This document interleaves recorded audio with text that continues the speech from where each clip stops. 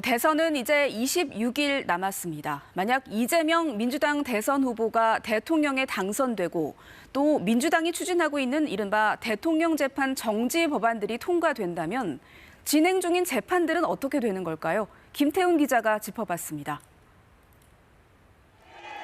이재명 더불어민주당 대선 후보가 받고 있는 재판은 모두 5개. 병합되기 전 사건 기준으로는 8개에 달합니다.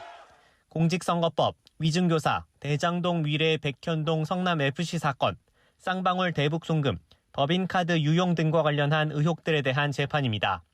이 중 2022년 가장 먼저 재판에 넘겨진 공직선거법 위반 사건은 최근 대법원의 판단까지 나왔지만 유죄 취지 파기환송으로 아직 판결이 확정되지 않았습니다. 사건 구조가 비교적 간단한 위증교사 의혹 사건은 항소심이 진행 중이지만 나머지 3개의 재판은 여전히 1심에 머물러 있는 상태입니다. 특히 대장동 관련 재판은 4가지 사건이 병합돼 1심 재판조차 언제 끝날지 기약이 없습니다. 이 후보가 대통령에 당선된다면 이들 재판의 진행 여부는 헌법 84조 불소추 특권의 해석에 따라 갈릴 것으로 보입니다. 헌법 84조 어떻게 해석해야 하는지 논란이 궁금한데요.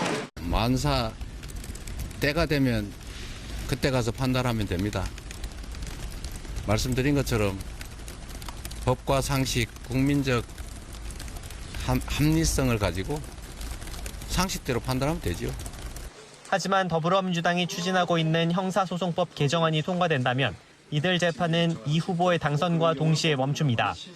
개정안은 피고인이 대통령에 당선된다면 임기 종료까지 모든 재판을 정지하도록 규정하고 있기 때문입니다.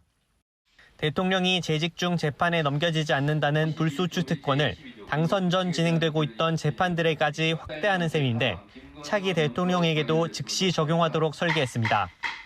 이에 대해 법원행정처는 입법 권한이라며 의견 표명을 자제했지만 법무부는 자격이 없는 피고인으로 하여금 부당하게 임기를 보장하여 대통령직이 범죄의 도피처로 전락할 우려가 있다면서 사실상 반대 의견을 냈습니다.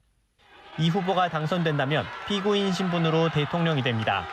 이어 형사소송법 개정안이 실제로 공포된다면 불소추 특권 확대로 혜택을 받는 첫 대통령이 됩니다. KBS 뉴스 김태훈입니다.